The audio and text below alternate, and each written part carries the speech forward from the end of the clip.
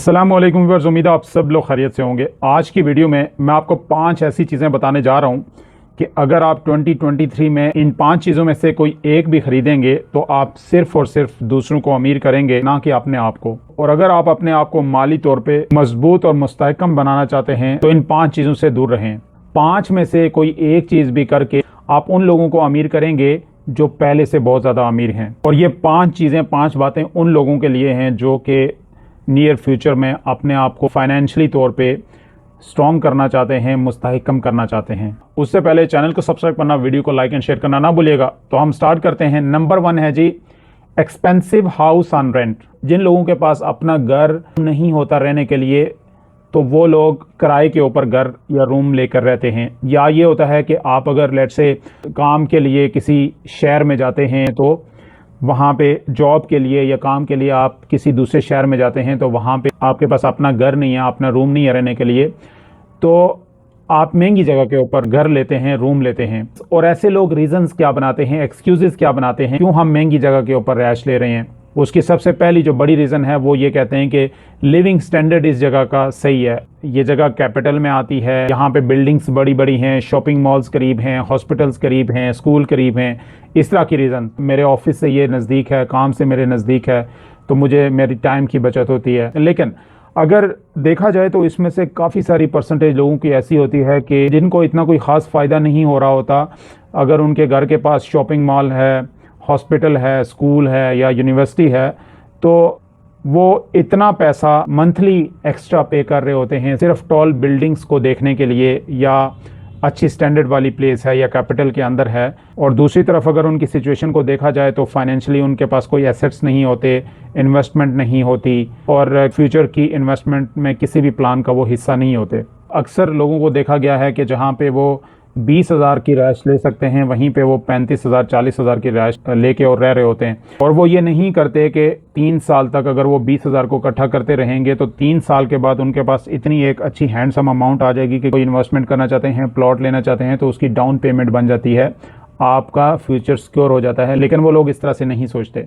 Number 2 है जी designer shoes, clothes और bags. ये पॉइंट बड़ा कॉमन लगता है लेकिन इसके जो फैक्ट्स एंड लेसन हैं वो बहुत ही इफेक्टिव हैं। कुछ लोग ब्रांड कॉन्शियस होते हैं और ब्रांड कॉन्शियस लोगों में मेजॉरिटी लोगों की ऐसी होती है कि जिन्होंने अपने फ्यूचर को सिक्योर करने के लिए कोई इकदाम नहीं किए होते, कोई इन्वेस्टमेंट नहीं की होती, उन्होंने कोई ऐसी प्लानिंग नहीं की होती, कोई ऐसे एसेट्स नहीं बनाए होते कि जो फ्यूचर में जाके उनकी वेल्थ क्रिएशन में उनको मदद करें और उनका जो लिविंग स्टैंडर्ड है उसको सही मानों में फैसिलिटेट करें। और देखा यह गया है कि ऐसे लोग ज़्यादातर जॉब होल्डर्स होते हैं जो कि सैलरी मिलने पे सैलरी को ऐसे खर्च कर देते हैं कि जब दूसरी सैलरी आती है वो उसका इंतज़ार कर रहे होते हैं कि दूसरी सैलरी आए तो हम अपने फर्दर एक्सपेंसेस करें, क्योंकि पहली सैलरी वो ख़त्म कर चुके होते हैं। अब यहाँ पे अगर हम एक एग्जांपल लें कि लेट से 15,000 का ब्रांडेड सूट, शूज़ या कोई भी बैग ले लेंगे, ख़रीद लेंगे, वहीं पे उनका गुजारा हो सकता है। मे बी वो 6,000 7,000 का अगर ले लें तो उससे भी उनका उसी तरह गुजारा हो जाएगा, थोड़ा बहुत क्वालिटी के ऊपर कंप्रोमाइज़ करके उतना ही टाइम उससे भी गुजर सकता है। लेकिन वो क्या करेंगे, ब्रांड कॉन्शियस होने की वजह से सिर्फ दिखावे के लिए वो वही चीज़ लेंगे जो महंगी है, लेकिन ऑन दी अदर साइड वो कोई भी अपनी अरेंजमेंट नहीं करेंगे फॉर फ्यूचर। तो इसलिए शॉपिंग करते वक्त अपने बजट की लिमिट्स को क्रॉस ना करने वाले लोग कामयाब रहते हैं। लेकिन जो लोग अपने बजट का ख्याल नहीं रखते वो लोग आगे जाके मुश्किलात का सामना करते हैं। नंबर 3 पे है जी अननेसेसरी ट्रैवलिंग। कुछ लोग ऐसे होते हैं कि जो कुछ सोचे समझे बगैर just to spend some time कहीं पे भी ट्रैवल के लिए निकल जाते हैं। ऐसे लोग ऑन एंड ऑफ ऐसी एक्टिविटीज़ में हिस्सा लेते रहते हैं। अगर ट्रैवलिंग को लेके आपका कोई पर्पज़ नहीं है तो अपनी financial position and future investment planning को सामने रख कर ऐसे प्लान बनाने से पहले ज़रूर गौर किया करें। नंबर 4 है जी बाइंग कार। गाड़ी लेना एक ऐसा डिसीजन है जिसके लेने से पहले आपको इन चीज़ों का ख्याल ज़रूर रखना चाहिए। उसमें अहम चीज़ें क्या है, क्या जिन पैसों से आप गाड़ी लेने जा रहे हैं वो ऐसे पैसे हैं कि जिनकी आपको ज़रूरत नहीं है, वो आपके अकाउंट में एक्स्ट्रा पड़े हैं, और अगर आप उन पैसों से गाड़ी ख़रीद लेंगे तो आपकी किसी भी इन्वेस्टमेंट के ऊपर, आपकी किसी प्लॉट की इंस्टॉलमेंट के ऊपर, आपने अगर लेट से कोई एसेट लिया हुआ है उसको बेचना तो नहीं पड़ेगा, या उसकी इंस्टॉलमेंट अगर आप पे कर रहे हैं उसमें इशू तो नहीं होगा, या कि ऐसा है कि आपने कोई भी इन्वेस्टमेंट नहीं की हुई और आपके पास पैसे पड़े हुए हैं और सिर्फ गाड़ी खरीदने जा रहे हैं अपने यूज़ के लिए, जो कि आपने सिर्फ यूज़ करनी है और उसकी जो प्राइस है वो ना होने के बराबर बढ़ेगी। और एक बात यहाँ पे और भी है कि जब आप गाड़ी ख़रीद लेते हैं, एक दफ़ा आपने अगर गाड़ी ख़रीद ली तो ज़िंदगी पूरी के लिए आपकी एक ऐसी आदत बन जाएगी कि आप कभी गाड़ी के बगैर नहीं रह सकेंगे। और अगर आपको हालात मजबूर करेंगे कि आपको गाड़ी के बगैर रहना है तो आपको काफ़ी ज़्यादा प्रॉब्लम होगी। इसीलिए गाड़ी लेना एक ऐसा डिसीजन है कि जब भी आप गाड़ी लें तो आप फाइनेंशियल तौर के ऊपर इतने स्ट्रांग हैं कि आप इजीली गाड़ी को अफोर्ड कर सकते हैं और आपकी इन्वेस्टमेंट्स और एसेट्स आपके पास मोर देन इनफ हैं जो कि आपके फ्यूचर को सिक्योर करें। आपका पैसा गाड़ी में लग के तो आपकी वेल्थ क्रिएशन में रुकावट ना बने। इन जनरल मैं ये कहना चाहूँगा कि गाड़ी जब भी आप लें तो अपने जो फाइनेंशियल इश्यूज़ हैं, फाइनेंशियल मैटर्स हैं, इंक्लूडिंग योर एसेट्स, उनके ऊपर सही से गौर करें और एक क्राइटेरिया बनाएं कि ये चीज़ें आपके पास हैं तो आप गाड़ी ले सकते हैं। क्या आप अगर उस मेरिट के ऊपर पूरे नहीं उतरते तो इसका मतलब ही है कि अभी आप गाड़ी लेने के काबिल नहीं हैं और फिर आपको अपनी फाइनेंशियल पोजीशन को दुरुस्त करने के लिए और अच्छे इकदाम उठाने पड़ेंगे ताकि आपका एक ऐसा स्टेज आए कि जब आप गाड़ी लेने के काबिल हो जाएं।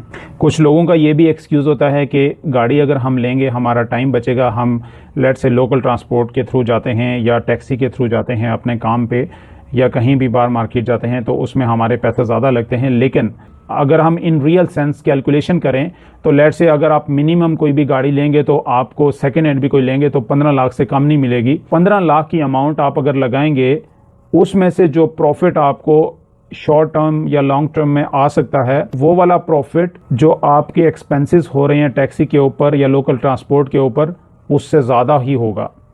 तो आप इन्वेस्टमेंट में ज़्यादा फ़ायदेमंद होंगे, ना कि गाड़ी लेके और अपने थोड़े थोड़े एक्सपेंसेस बचाने के लिए आप अगर ये इकदाम करेंगे तो आप फ़ायदे में नहीं रहेंगे।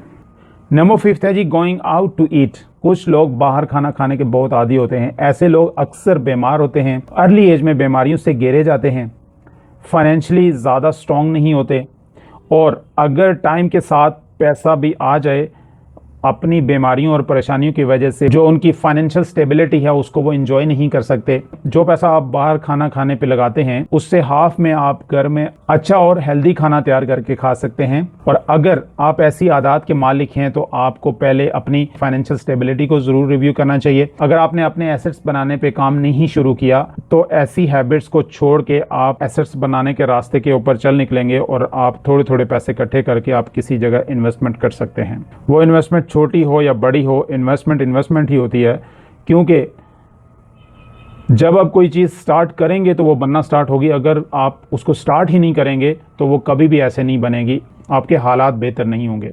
नाज़रीन, इसी तरह की इन्फॉर्मेटिव एंड इंटरेस्टिंग वीडियोस के लिए हमारे चैनल को सब्सक्राइब कर लीजिएगा, बेल आइकन पे क्लिक कर लीजिएगा और अगर वीडियो अच्छी लगे तो इसे लाइक एंड शेयर जरूर कीजिएगा। नेक्स्ट वीडियो तक अपना बहुत सारा ख्याल रखिएगा। Thank you very much.